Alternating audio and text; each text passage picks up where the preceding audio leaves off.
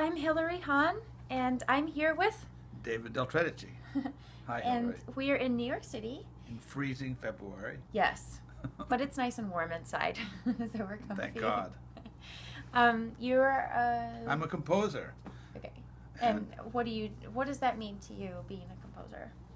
How do you define it? Being a composer.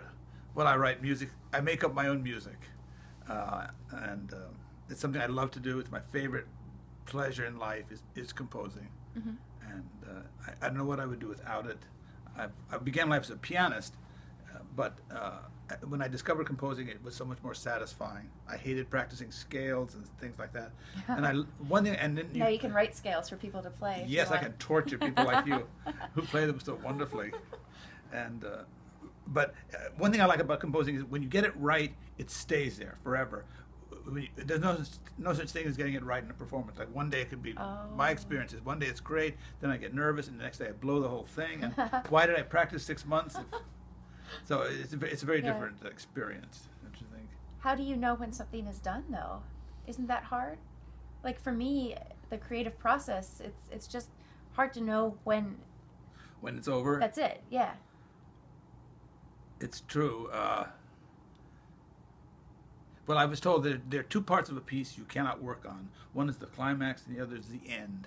And I remember when I was writing a piece in college, I played it for the teacher, and I said, I don't know how to end it. And he said, that's the end. I had gotten to a place. And I thought, oh, you're right, it is the end. So by not being able to work on them, that means that you can't make it into something that it's not, or you can't just make it up? Well, often you run out of material, and so you used up everything, and that's where it ends. And that's where it ends. Well, that's not completely right, but the ending is a feeling. The climax is a feeling. This feels like the top of the chain, and at a certain point, this simply feels like the end. And I like surprise endings, where instead of getting softer and slower, it gets faster and faster, and then just stops like you turned off the radio station. Mm-hmm. That's another kind of ending that I particularly like. The pop music endings are very different now. There are no endings. Songs just fade out. Mm-hmm. The idea of ending has vanished. That's true. In the pop. You can just tell everyone to turn down the volume at this point. Turn it down. That's very original. And pop music came up with that ending. It was not a classical ending. I think it's a little bit like when you hear something on the radio and they fade out into the next song. Exactly. It might have been inspired partly by that. And a lot of the old time hit songs have wonderful endings, but that sort of has gone by the wayside. That's true. Well, how do you actually start a piece then? How do you? Well, that's hard. Yeah. So what's that process? You start with whatever scrap God gives you, and for me, it's often not the beginning. It's just a thing. And I always hate the beginnings of pieces. And I realize the reason for that is that I have no context. I have these 4 or 5 notes, and I don't know where they're going to go. Think of it, da-da-da-da, the Beethoven. Yeah. That's a piece of crap. On its own? On its own, it's nothing. It all has to do with the context in which he built around it. That's not a whole piece in so, itself. And if I come up with da-da-da-da, I don't know where it's going to go. I have no idea. So you have to learn to keep going even though you think you're writing terrible music. You just have to keep going. And at some point, you realize you have a piece. So you keep going through the first draft? No, you don't get that far. You just go till enough clicks into place that you realize that this is a piece. And I know Brahms used to say, I love the quote, he said, a piece is written in me long before it comes out. So I often feel that's true. That it's not that you have to write the piece; it's you have to let it come out of you. It's in there somehow, wanting to get out like a baby, but you can impede its progress by worrying about the wrong thing. What will people say? Is it too short, too long? You have to surrender to what it wants to be. I found I've gotten into trouble doing that.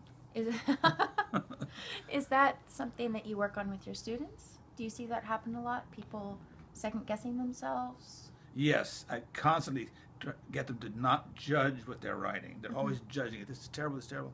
Let it be terrible. Just keep going. Who cares? And maybe it won't be terrible. But everyone at a high level or low level, we're all too critical. It's a very hard thing to give up. So what is the polishing process for you when you're writing? You have the idea, you keep going, you get it out, and then like draft, like you said. What does that look like? The first time I play it all the way through, and then I think, oh, this is too long, it's too short, and then I sort of gradually shape it. But it's interesting about shaping it.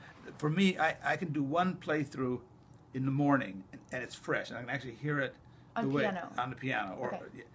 then I have my feelings about it. When I play through it a second time, I like it all, so that's no good.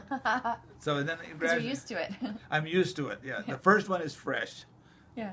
And then gradually I do that over a period of time, and things. There are always places you never get right. You think, I know there's a better ending, but I can't think of what it is. So that's just the nature of the animal. Like, what did Rimbaud say? Poems are not finished, they're abandoned. Same for pieces. Yeah, I think with anything creative, at some point, sometimes you have to let it be itself. It's not a neat package. How did you get into composing? You said you were a pianist. What was your first entree into that? It was very dramatic for me. I went to the Aspen Music thing and to study with Leonard Shure, who was a very famous pianist. And he was horrible to me. I was a little boy from California, and he was this tough New Yorker. And so I was miserable for 6 weeks. So I thought, if I'm not going to play the piano, what should I do? I could either, sing or compose. So I wrote a piece, my first piece. A friend of mine said, play it in the composition seminar for Darius Milhaud. And so I played it for him.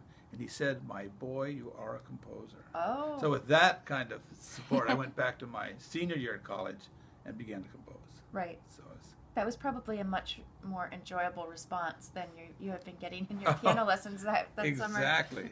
I never got off the first movement of Opus 101. Oh, no. And then you had a composer telling you, you're a composer. Your composer, do it. It was great permission. And the minute he said that, I didn't want to play the piano ever again. I mean, Did you feel like he was right? Yes.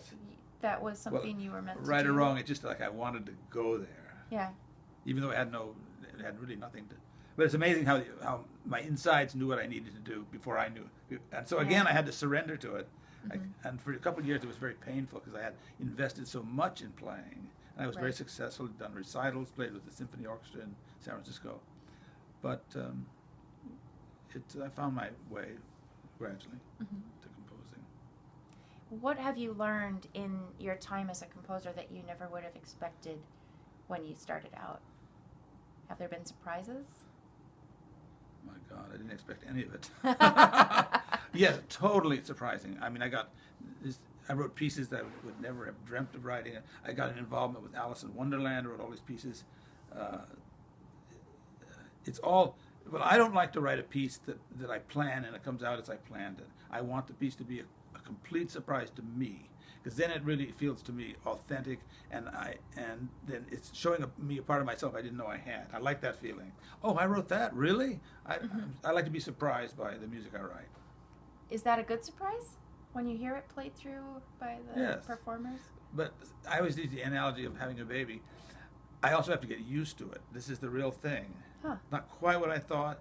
There's a little too much of this, but on the other hand, this is me. But no one else knows what you initially thought it was going to be. That's very good. So it good is point. what it is.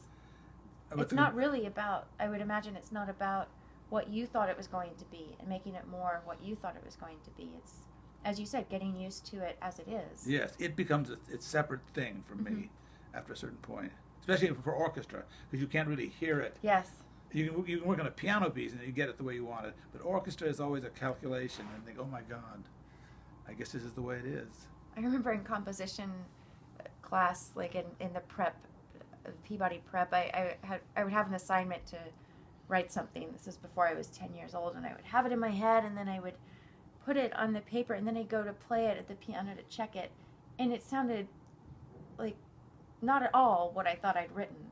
And that was very discouraging, so I never really pursued it. No, it was just for theory class or whatever, but it was such a shock because I was sure that I'd put down on paper exactly what was in my head, and then it was not at all like that, and I couldn't find what it was that I thought I was going for. I just couldn't, like, where was that? Where is that note? I don't know where it is. And I think as you spend more time, you get to where you can find those things easier. You hear something and you find where it is and you can put it down in a way that's closer. Or else, like me, you're a pianist, and so you're everything is connected to playing it. Right. Although after a while I don't do that. It's sort of 50% without the piano, 50% with the piano. It's a but good I always check. check things on the piano. Because certain things I write without the piano I love, like you're saying, and then when I hear it, why did I like that so much? Same thing. Well, final question. What do you like most about either working in music or being a composer? I've done music my whole life. I can't. Music was my escape as a child from a lot of things because I was very good at it. I got out of a lot of things. I got attention. I got in touch with myself. I grew up as a gay man. It was in a very difficult time. Mm-hmm. So when I had music to fall back on, it was my salvation. I wasn't good at sports, and I was teased a lot at school and all of that. So but music kind of gave me a reason. It gave me happiness, mm-hmm. and so that has really continued to the present. I turned out to be musical, so it's like it's a good coincidence. It's a good coincidence, but it doesn't always happen. And music keeps me alive. I feel very alive when I'm never happier than when I'm composing. And if I don't compose in a day or 2 or 3, I feel life isn't that interesting. Oh. But well, that's a compelling reason. It certainly is. To compose a lot. Yes, it is, Hilary. Well, thank you so much, David. Thank you, too. Bye. Goodbye.